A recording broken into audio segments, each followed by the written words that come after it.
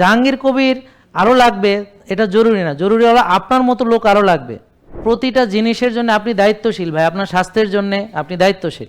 আমার এখানে সবচেয়ে গরিব মানুষ নিয়ে আসেন, সেও এটা ফলো করতে পারবে। আপনাকে কেউ বাধ্য করছে না সয়াবিন তেল খাইতে, আপনাকে কেউ বাধ্য করছে না রাত জাগতে, আপনাকে কেউ বাধ্য করছে না অলসতা বিলাসিতা করতে, আপনাকে কেউ বাধ্য করছে না নফসের দাসত্ব করতে। আসলে আপনি নিজেই করতেছেন এটা। আমরা আশা করি বাংলাদেশ হবে ওষুধ মুক্ত একটা দেশ, সুস্থ একটা জাতি হিসেবে। অন্তত যে সকল ওষুধ চলবে এগুলো থেকে ইনশাল্লাহ বাঙালি বেরোবে এবং আমরা বিশ্বের মানুষকে ইনশাল্লাহ লিড দিব। আসসালামু আলাইকুম, সবাই ভালো আছেন? আলহামদুলিল্লাহ। আমরা মহান রাব্বুল আলামিনের দরবারে লাখো কোটি শুকরিয়া আদায় করি এবং আজকে আপনারা এখানে আসতে পেরেছেন, এটা ওনার যদি ইচ্ছা না থাকতো আপনার মহান রবের, তাহলে আপনি কিন্তু এখানে আজকে আসতে পারতেন। আর আমি এখানে দাঁড়িয়ে কথাটা বলতে পারছি, প্রথমত তিনি যদি আমাকে এই বিষয়ে জ্ঞান না দিতেন তাহলে আমি এটা জানতেই পারতাম না, আর আপনাদের সঙ্গে এটা শেয়ারও করতে পারতাম না। তো যারা মোটামুটি রুগী তারা নিশ্চয়ই ডাক্তার দেখিয়েছেন। এখন আপনারা ডাক্তার দেখিয়ে সুস্থ হলে নিশ্চয়ই এখানে আসতেন না। কেন এসেছেন? যে তারা বলেছে রোগ ভালো হবে না, আমরা বলছি রোগ ভালো হবে। এখন প্রশ্ন হলো কে সত্য বলছে কে মিথ্যা বলছে। তো এখন আমরা বলছি রোগ ভালো হবে, আমরা নিজে মুখে বলছি না। এই লাস্ট 6 ইয়ার্স, মানে আপনারা আমাকে চিনেন 19 সাল থেকে অনলাইনের মাধ্যমে। এর আগে তো আমার জাহাঙ্গীর কবির পৃথিবীতে ছিল না, তাই না? ছিল, কিন্তু আপনি চেনেন নাই কারণ তখন আমরা ওই ভিডিও দিয়ে, ধরেন আমি তখন ভিডিও বানাইতাম হলো অ্যাজমা, সিওপিডি, ইনহেলার ডিভাইস, ইনহেলারের ব্যবহার, এগুলো বিভিন্ন বিষয়ে ভিডিও বানাতাম। তো আপনারা ওইটা হয়তো কেউ দেখতেন আমার। তো এখন যখন আমরা ওজন কমানোর ভিডিও বানানো শুরু করলাম, ডায়াবেটিস, উচ্চ রক্তচাপ, এগুলো থেকে বাঁচার উপায়, তখন আপনারা আমাকে চিনছেন। কিন্তু তারও আগে যখন আমি ভিডিও বানাতাম না, তখন আমি ডাক্তারই করতাম। তো আমার রুগীরা আসতো, আমাকে দেখায় আমি পরামর্শ দিতাম, তারা মেনে ভালো হইতো। তো যখন দেখলাম যাকেই পরামর্শগুলো দেওয়া হয় এবং যারা মানে তাদের ওষুধ আর লাগতেছে না, ভালো হয়ে গেছে, এভাবে যখন হাজার হাজার রুগী ভালো হলো, তারপর গিয়ে আমি এই বিষয়ে ভিডিও তৈরি করা শুরু করলাম। ব্যাপারটা বুঝতে পারেন না?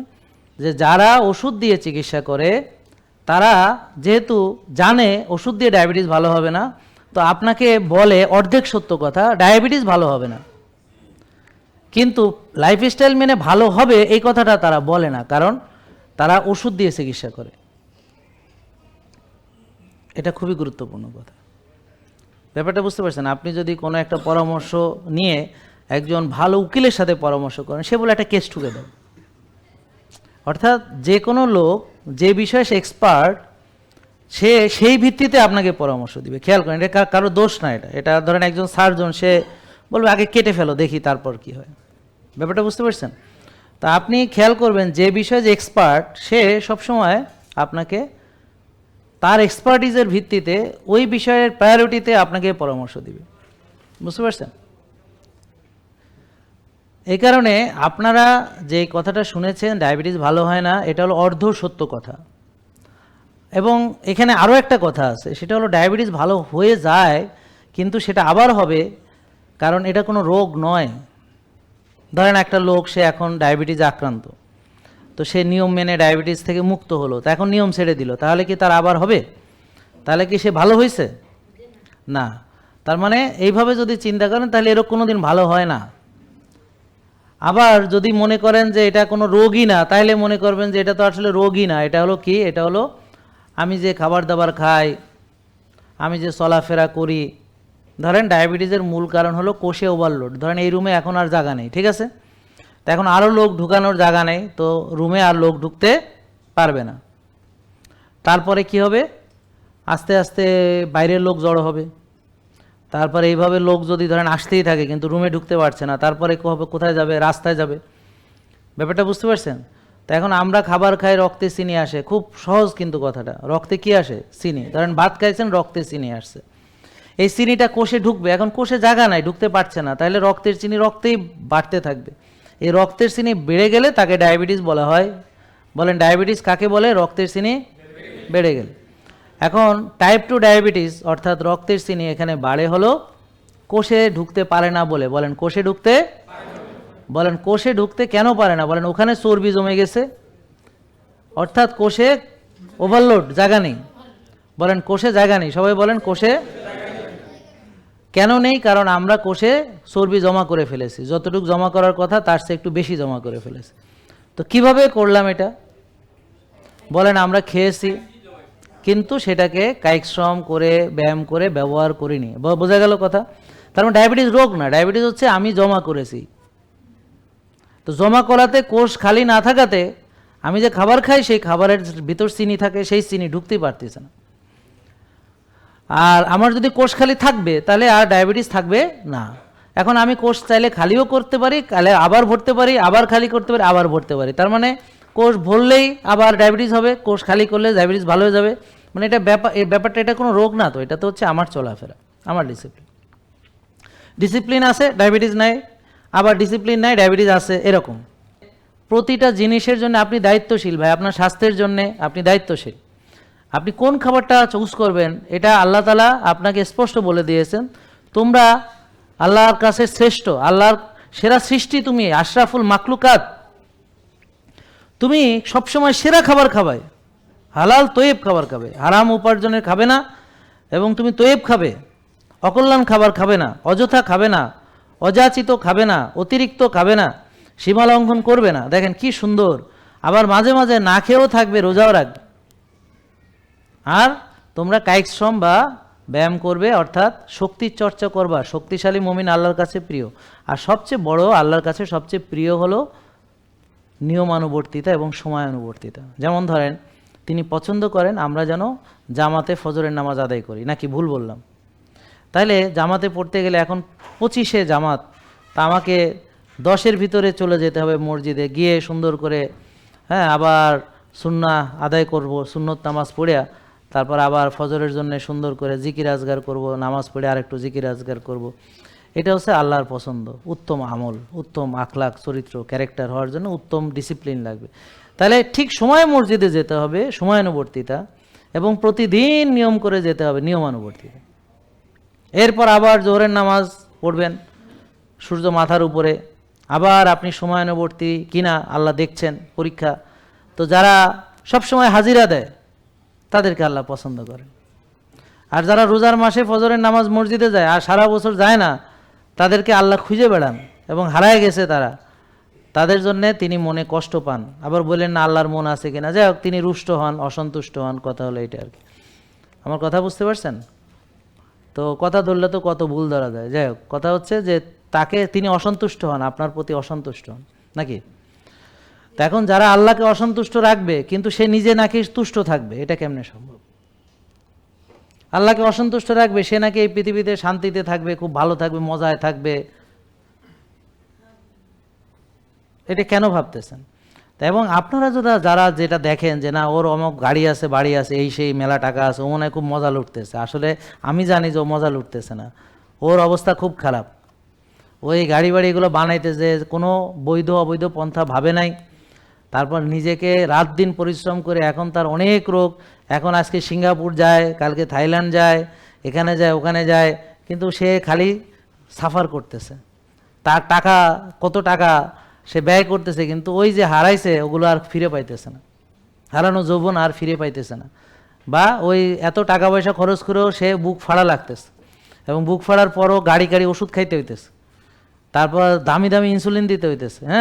সে যে শান্তিতে নাই, আপনি তো তার গাড়ি আর বাড়ি দেখছেন, আর তার জৌলুস দেখছেন, টাকা পয়সা দেখছেন, কিন্তু সে যে অশান্তিতে আছে সেটা তো আপনি দেখেন নাই। সে যে দামি বিছানায় শুয়ে কত কষ্টে আছে তা তো আপনি জানেন না, সেটা তো আপনি দেখেন নাই। আপনি তো দেখছেন যে তার জৌলুসটা দেখছেন, ধন সম্পদ দেখছেন, ক্ষমতা দেখছেন, আলিশান বাড়ি, আলিশান গাড়ি, বুঝতে পারছেন? কি ক্ষমতার দাপট, যেখানে যায় সবাই তারে মানে স্যালুট মারে। আপনি দেখছেন এইটা, কিন্তু সে যে ভিতরে কি কষ্ট হচ্ছে জাহাঙ্গীর কবির জানে, কারণ ওরা তো আসে আমার কাছে, আমি না জানি তার আসল খবর। এইভাবে আপনারা, একটা লোক যদি এই বস্তিতে থাকে সুস্থ, সে যতটা শান্তি পাবে, আর কোটি কোটি টাকার মালিক সে কোটি কোটি টাকার বিছানায় শুয়েও সেই শান্তি পাবে না যদি সে ক্যান্সারের রোগী হয়, আলসারের রোগী হয়, লিভার শেষ, পুষে গেছে পুরা লিভার, এখন আরেকটা লিভার আরেকজনের থেকে আনছে, সেটা বারবার গ্রাফট রিজেক্ট হচ্ছে, নানান সমস্যা হচ্ছে, কমপ্লিকেশনস হচ্ছে। তো এইভাবে সে মানে আবার দেখা গেল ইনসুলিন দিতে দিতে এখন কোনো ইনসুলিন আর কাজ হচ্ছে না, মানে ইনসুলিন যত দামি দেয় দেখা গেল তারপরও ডায়াবেটিস নিয়ন্ত্রণে থাকছে না। এরকম রোগী আমরা পাচ্ছি। তাহলে আপনারা খেয়াল করুন যে যদি আপনারা খাবার ডিসিপ্লিনটা বুঝতে পারেন, যদি আপনারা ঘুমের ডিসিপ্লিনটা বুঝতে পারেন, ব্যায়াম, মানসিক প্রশান্তির চর্চা, আর ওই যে আল্লাহর জমিনে থেকে আল্লাহর নিয়ম নীতিকে মানতে পারেন, তাহলে আপনাদের না রোগ থাকবে, আপনারা রব্বানা আতিনা ফিদ দুনিয়া হাসানা, এই পৃথিবীতে আপনি আল্লাহর কাছে যে শান্তি চেয়েছেন সেটা পাবেন ইনশাআল্লাহ, আখেরাতেও শান্তি পাবেন এবং জান্নাতে যাবেন, দোজখের আগুন থেকে আল্লাহ আপনাকে বাঁচাবেন। কিন্তু আপনি আল্লাহর আইনকে অস্বীকার করে, তার নিয়ম নীতিকে না মেনে, তাকে রুষ্ট করে, অসন্তুষ্ট করে আপনি যেভাবে চলছেন, ডিসিপ্লিন ছাড়া, নিজেকে সময় দিচ্ছেন না, কোনো ডিসিপ্লিন নাই, শব্দ করেন না, নিজেকে সময় দিচ্ছেন না, কোনো ডিসিপ্লিন নাই, বিশৃঙ্খল চলাফেরা করছেন, এই বিশৃঙ্খল জীবনযাপন হলো একটা মানুষের ধ্বংসের জন্য যথেষ্ট। কারণ বিশৃঙ্খল লোক কোনো দিকে ভালো করতে পারে না। একটা যার কোনো সময় সচেতনতা বা নিয়মানুবর্তিতা যার জীবনে নাই, তার জীবনে কিচ্ছু নাই। Character lost, everything lost. যারা আজকে রুগী হয়েছে এবং যে চোখ হারিয়েছে, সে কিন্তু যদি এখন টের পাচ্ছে যে এটা ঠিক হয়নি, বা সে একসময় অনেক শক্তি ছিল, এখন শক্তিটা নাই, এখন আফসোস করতেছে। বা সে আগে দৌড়ঝাঁপ করতো ছোটোবেলায়, এখন সে হাঁটতে পারে না, তা আফসোস করতেছে। কারো আঙ্গুল কাটা গেছে, সে আফসোস করতেছে। কারো কিডনি নষ্ট হয়ে গেছে, সে আফসোস করতেছে। এখন মানুষ কিন্তু একটা জায়গায় এসে বুঝবে যে সে ভুল করেছে। এখন কথা হলো সেটা কত দেরি করে বুঝবে, প্রশ্ন হচ্ছে সেটা, যে কতখানি নষ্ট হওয়ার পরে, কতখানি ক্ষতিগ্রস্ত হওয়ার পরে সে টের পাবে, নাকি আদৌ এইভাবে টের না পেয়ে এইভাবে ওষুধ দিতে দিতে মরে যাবে, তারপর কবরে গিয়ে টের পাবে। তো এখন কবরে গিয়ে টের পারলে সেটা ভালো না, মানে ওখান থেকে আর আসা যায় না, আর কবরে বসে আমলও করা যায় না। মানে আপনি পৃথিবীতে হয়তো সাফার টাফার করে, ক্যান্সার হলেও অনেক কষ্ট করলেন, 5-6 বছর চিকিৎসা করিয়া আপনি হয়তো টাকা পয়সা সব শেষ করিয়া, শ্রাদ্ধ করিয়া, তারপরে ধার দেনা করিয়া, যারা পরিবারের অন্য সদস্য তাদেরকে ঋণের বোঝা চাপায় দিয়ে আপনি মরে গেলেন, তা আপনার মুক্তি হইল, মরে গেলেন, বেঁচে গেলেন। কিন্তু এখন এই যে আল্লাহকে অমান্য করার যে রেজাল্ট, সেটা শুরু হবে তখন। তখন কি আপনি কবর থেকে ফিরে আসতে পারবেন? আইসা বলবেন যে এবার আমি মানব। তারপর আপনার জন্য যখন আল্লাহ বলবে যে তুমি আমার কোনো হুকুম মানলা না, তাহলে তোমার জন্য তো আমি এই যে জাহান্নাম বানায় রাখছি, তখন আপনি কি বলবেন? যে আল্লাহ আবার আমাকে একটু সুযোগ দাও। কিন্তু আল্লাহ তো সেই সুযোগ দেবেন না। তো তখন আপনি বুঝবেন, আহারে ভুল হয়ে গেছে রে, ইস ভুল করে ফেলছি রে, আগে যদি এভাবে চলতাম তাহলে তো ভালো হইতো, যে নামাজ মসজিদে গিয়ে পড়তাম, কল্যাণ কাজ করতাম, এবং কবরের যে সঞ্চয় সেটা আমি দুনিয়াতে করে ফেলতাম। আল্লাহ তাআলা পরীক্ষা করতে দুনিয়াতে পাঠাইছিল, সেই পরীক্ষায় যদি রেজাল্ট ভালো হইতো, সেভাবে যদি আমি আর্লি ঘুমাইতাম, ভোরে উঠতাম, সেভাবে হালাল খাইতাম, তয়েব খাইতাম, একভাগ খাইতাম, রোজা রাখতাম, নিজের যত্ন নিতাম, এতে আল্লাহ কত খুশি হইতো। মসজিদে যেতে নামাজ পড়তাম, আল্লাহ কত খুশি হইতো। হক হালালি চলতাম, আল্লাহ কত খুশি হইতো। এখন আমি অনন্তকাল শুধু মজা লুটতাম আর মজা লুটতাম। তো এখন দুনিয়ার জীবন কিছুদিন পরেই শেষ হয়ে যাবে, ফুরুত করে চলে যাবে। আপনাকে কেউ বাধ্য করছে না সয়াবিন তেল খাইতে, আপনাকে কেউ বাধ্য করছে না রাত জাগতে, আপনাকে কেউ বাধ্য করছে না অলসতা বিলাসিতা করতে, আপনাকে কেউ বাধ্য করছে না নফসের দাসত্ব করতে। আসলে আপনি নিজেই করতেছেন এটা। ইবলিস সুন্দর করে বলবে কি সত্য কথা বলবে, এটা এখানে ওই সময় সে মিথ্যা বলবেন, এবং কোরআনে আছে, আপনি ভালো করে এটা পড়ে নিন। পবিত্র কোরআনের ভিতর লেখা আছে কি বলবে, এটা অলরেডি প্রশ্ন ফাঁস, আল্লাহ বলেই দিচ্ছেন যে এইটা বলবে সে। এবং সে বলবে যে আজকে না তোমরা আমাকে কোনো সাহায্য করতে পারবো, না আমি তোমাদেরকে কোনো সাহায্য করতে পারবো, বা তোমরা আমাকে, মানে কেউ কারো সাহায্যে আজকে লাগবে না। আর এই যে আল্লাহ তাআলার যে মানে ওয়াদা ছিল সেটা সত্য, এবং আজকে তোমরা তোমাদের শাস্তি মেনে নাও, আর নিজেদেরকে দোষারোপ করো, আর খামাখা আমারে দোষীও না। শেষ।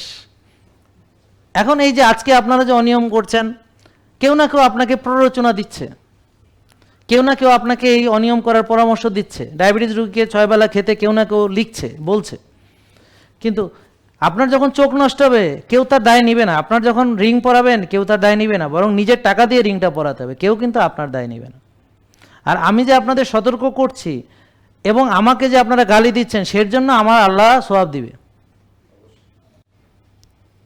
আর আমি যে আপনাদের জ্ঞান বিতরণ করছি আর আপনারা কিছু কিছু প্রশ্ন করে আমাকে কষ্ট দিচ্ছেন, এটা হলো একদম হাদিসে আছে যে দেখো মানে জ্ঞানীদের জন্য হলো ওই যে সাদাকা বা কাফারা, এটা হলো ওই মূর্খের প্রশ্নবান, বেকুবের মতো একটা প্রশ্ন করব, হ্যাঁ বুঝেন নাই?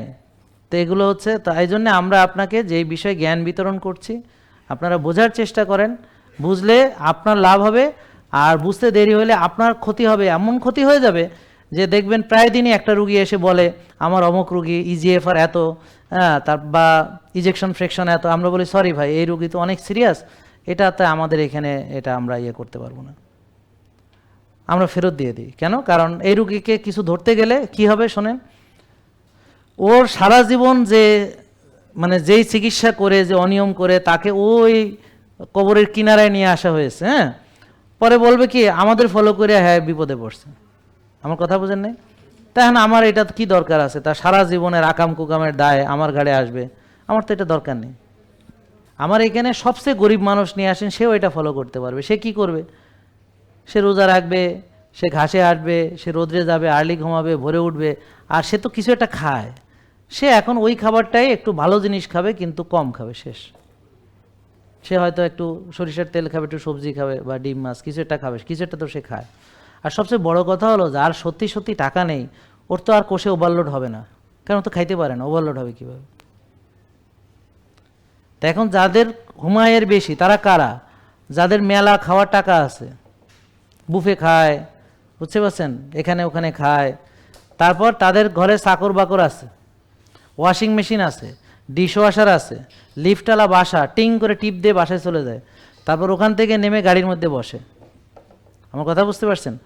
তো এদের হচ্ছে কোষে ওভারলোড, আর ওরা যেহেতু কোনো কাজ নাই, সারাদিন চিন্তা করাই তার কাজ, প্রধান কাজ হলো আমার টেনশন দুশ্চিন্তা। তো সারাদিন কিছু করে না, রাত্রেও জেগে থাকে, টেনশন করে, ঘুম আসে না নাকি? কারণ কি করবে এখন, কোনো কাজ কাম নেই, চিন্তাটা তো করতে হবে ঠিক মতো, তো একটা কাজই সে ভালো করে, টেনশন করে নাকি? বুঝেন নাই? এই কাজটা সে ভালো করে।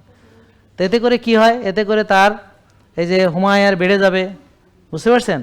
এখন যার খাওয়ারই টাকা নাই তাহলে সে কি করে? মানুষের বাড়ি কাজ করে বা পরিশ্রম করে, গায়ে গতরে খাটে, টাকা ইনকাম করে রুটি রুজির জন্যে, তো তার এই রোগ হবে কি করে? দেখেন তো এখানে তাকায় কেউ এরকম আছে নাকি আজকে খেতে পায় না? দেখেন না, তাকান ওদিকে ভালো করে দেখেন, আশেপাশে না খাইতে পেয়ে রুগী হয়েছে, এই মোটা হয়ে গেছে না খাইতে পাইয়া, এরকম আসেনি একজনও? না খাইতে পেয়ে এত বড় বুড়ি হয়েছে কেউ আছে? দেখেন তো। তো তার মানে এরা আবার আমার এখানে এসে গরিব হয়ে গেছে কেন রে ভাই? তোমরা তো গরিব না, তোমরা তো ভালোই খাইতে দিতে পারো, বুঝতে পারছেন? তাহলে কোষে যার ওভারলোড আছে নিশ্চয়ই সে গরিব না। আমার কথা বুঝতে পারে? কেন গরিব হলে কোষে ওভারলোড হইতে পারে না? গরিব হলে কি হবে? খাইতে পায় না, শুকনা সিমসা, হ্যাঁ six pack, auto six pack. আপনি গ্রামে যান দেখেন গরিবদের চেহারা কেমন, ঠিক আছে? তা আমি বুঝলাম না, আপনি এত খাওয়া মাশাল্লাহ, এখানে গরিব হয়ে গেলেন কেন? মানে আমার এখানে আসলে গরিব হয়ে গেলেন নাকি গরিবের ভূমিকা অভিনয় করতে নামছেন? অসুবিধা নেই, আমি আপনাকে গরিব বানাবো। আগে 6 বেলা খাইতেন, এখন 1 বেলা খাইবেন, গরিব। সারাদিন না খেয়ে থাকবেন, গরিব, কোনো টাকা পয়সা নাই, বুঝেন না কথা? গরিব বানায় দেবো। তো দিন এক ছেলে বলতেছে, পোস্ট দিছে, কয় যে জাহাঙ্গীর স্যারের প্রতি আমার অবজেকশন, হ্যাঁ যে হ্যার জামা কাপড় একটাও গায়ে লাগে না, যেটা বানায় হেঁটেই মানে বড় হয়ে যায়। তো একটা পোস্ট দিছে আর কি। এখন সে একটা আগের জামা পড়ছে, তো মনে হচ্ছে পাঞ্জাবি। তা বুঝছেন? তা আপনাকে খেয়ে খেয়ে মোটা কথা হয়েছেন, আমি গরিব করে দেবো, একেবারে শুকায় ফেলবেন। তা আমরা হচ্ছে মানুষকে ওজন কমাতে সাহায্য করি, তো এখানে খরচ কম। তা আপনি যদি 6 বেলা খান, খাবেন 1 বেলা, খরচ কম। আর সব রোগের চিকিৎসা আমরা করি না, আমরা যে রোগগুলো নিয়ে চিকিৎসা করি সেগুলো হলো এইগুলা, বুঝলেন না কথা?